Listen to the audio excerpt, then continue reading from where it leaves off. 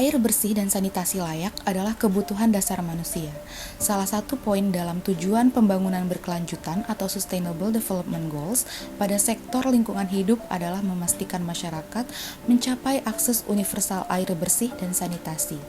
Keterbatasan akses masyarakat pada air bersih ternyata tak selalu terjadi karena bencana alam. Pada beberapa daerah yang sulit air juga membuat masyarakatnya tidak bisa memperoleh air bersih, bahkan untuk mandi sekalipun. Oleh karena itu, inti persoalan yang diangkat pada Sustainable Development Goals air bersih adalah akses terhadap air minum dan sanitasi yang layak, kualitas air dan limbah, serta pemanfaatan, pengelolaan, dan pelestarian sumber daya air. Satu hal yang perlu diingat, peran vital air dalam kehidupan sehari-hari tak sebatas untuk pemenuhan kebutuhan dasar saja, seperti minum dan mandi, termasuk di dalamnya kebutuhan irigasi area pertanian, mengingat hal tersebut juga mendukung ketahanan air dan pangan. Sekalipun data menunjukkan adanya peningkatan akses rumah tangga terhadap air bersih per tahun 2015, jumlahnya juga belum relevan. Berdasarkan target 6.2 yaitu pada tahun 2030 mencapai akses terhadap sanitasi dan kebersihan yang memadai serta merata bagi semua dan menghentikan praktik buang air besar di tempat terbuka, memberikan perhatian khusus pada kebutuhan kaum perempuan serta kelompok masyarakat. Faktanya, pencapaian target 6.2 ini di Sumatera Barat berada pada kelas D dengan skor 1, yang artinya rumah tangga dengan sanitasi yang layak di Sumatera Barat baru menempati setengah jalan menuju target SDGs. Menurut data bulan Juli tahun 2019, bahwa Sumatera Barat nomor 3 terburuk dalam hal sanitasi yang layak dan buang air besar sembarangan. Sebesar 23% masyarakatnya masih melakukan praktik buang air besar sembarangan yang dikarenakan minimnya sanitasi di daerah tersebut. Jika angka 23% tersebut dikonversikan dengan jumlah penduduk Sumatera Barat, yakni 5,48 juta jiwa, maka lebih dari 1 juta jiwa masyarakat Sumatera Barat masih melakukan praktik buang air besar sembarangan. Permasalahan sanitasi buruk ini membawa dampak kepada stunting, gizi buruk, serta kematian bayi. Menurut Direktur Persatuan Keluarga Berencana, kesehatan dan nutrisi dapat dicapai dengan optimal jika diikuti dengan stop buang air besar sembarangan dan cukupan akses sanitasi yang layak. Beberapa daerah yang menjadi perhatian utama dalam permasalahan sanitasi ini yaitu Kabupaten Pasaman Barat, Pasaman, Solok Selatan, Kabupaten Mentawai, dan Kabupaten Solok. Maka dari itu kelompok kami fokus kepada daerah Kabupaten Solok dengan akses jamban sehat pada tahun 2019 yaitu 60,62%.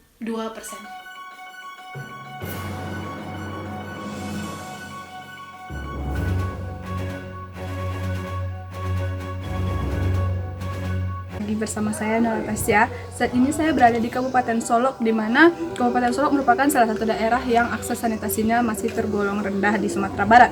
Dilihat dari data yang kami dapat dari akses jamban sehat tahun 2018, Kabupaten Solok masih berada pada angka 60,62%, yang mana meningkat dari tahun 2017 yang berada pada angka 58%. Di sini saya berada bersama Ibu Putri, salah satu warga di Kabupaten Solok. Bagaimana Bu? Gimana keadaan sanitasi di rumah Ibu? Sanitasi di Kampung Awak di Solok tuh, yo painya ke sungai sih kok. Itu apa lah? Kalau untuk Kajamban, MCK, BAB, pai kan MCK yang sederhana tuh lah. Jadi kalau di Kampung Awak kok untuk safety tank tuh alun-ado. Karena apa? Itu alun jadi kebutuhan primer di Kampung Awak. Jadi yo masyarakat lah terbiasa juga kalau yo BAB atau Kajamban tuh ke sungai.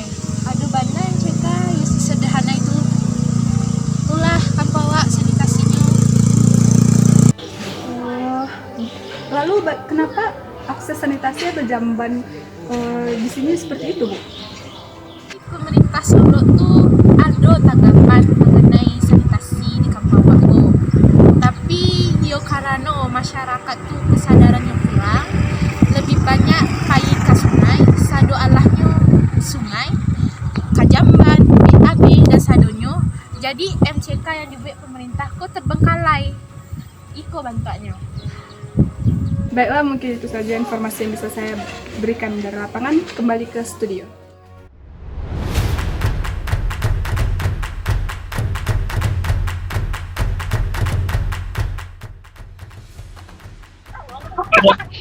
Halo semua, Assalamualaikum. Waalaikumsalam. Waalaikumsalam. Waalaikumsalam warahmatullahi wabarakatuh. Jadi gimana nih teman-teman kelanjutan proyek kita buat jadi itu jadi nggak? Ya gimana ya? Berhubung kita nggak boleh ngumpul-ngumpul, bagusnya gimana ya teman-teman? Kalau menurut Putri, kan kita udah buat rencananya, tinggal eksekusi aja kan. Jadi kita tunggu aja pandemi ini berakhir, baru kita jalanin. Iya, palingan itu bulan Desember ya. Iya. Setuju Boleh sih. sih. Iya. Boleh. Boleh. Aku setuju sih. Oke. Kamu setuju kan? Setuju. Gitu. Aku lupa ente mana? Kanola Setuju setuju. aja. Kanola. Aku setuju.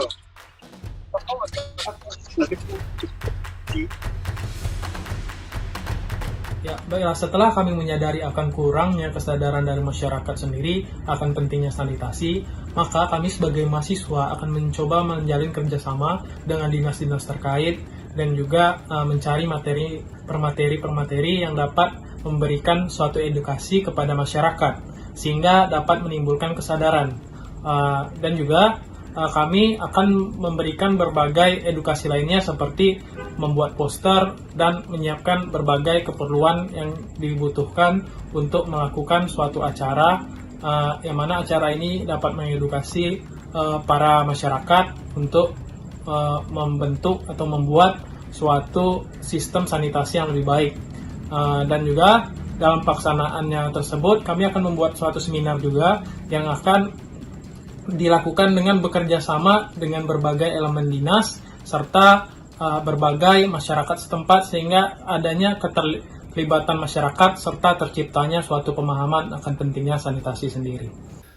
Setelah melaksanakan proses FGD atau proses seminar sebelumnya, kelompok kami kemudian akan melakukan koordinasi dengan kepala desa setempat dan kepala pemuda setempat sekaligus pemuda-pemuda setempat dalam membentuk suatu kelompok kerja untuk membuat sebuah sanitasi bersama, di mana kelompok kerja di sini kami menyusunnya dengan beberapa orang yang saling bertetangga dengan untuk memudahkan koordinasi antara tersebut.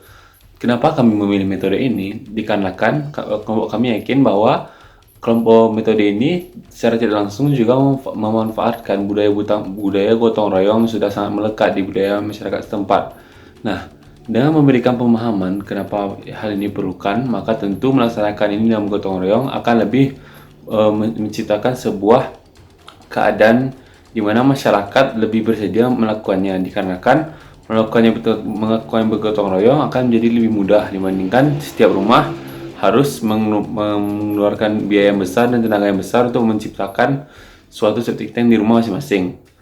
Sehingga kelompok kami mengusulkan bahwa dibentuklah suatu pokja atau kelompok kerja yang dimana dalam kelompok tersebut terdiri dari beberapa kepala keluarga yang memiliki satu septic tank bersama yang dikelola secara bersama untuk digunakan bersama, sehingga lebih mengefisiensikan juga dalam segi ekonomi dan ruang tempat pembuatan septic tank tersebut.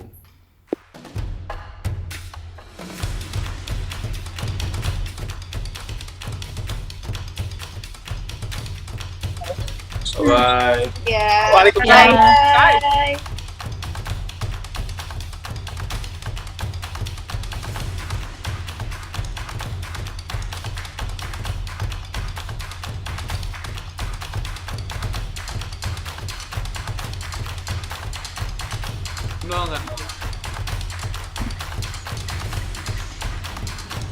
Kan itu. Aduh, mana dia nih? Viral video. Ini Ari buat kan? Oh ini chat ikut lah.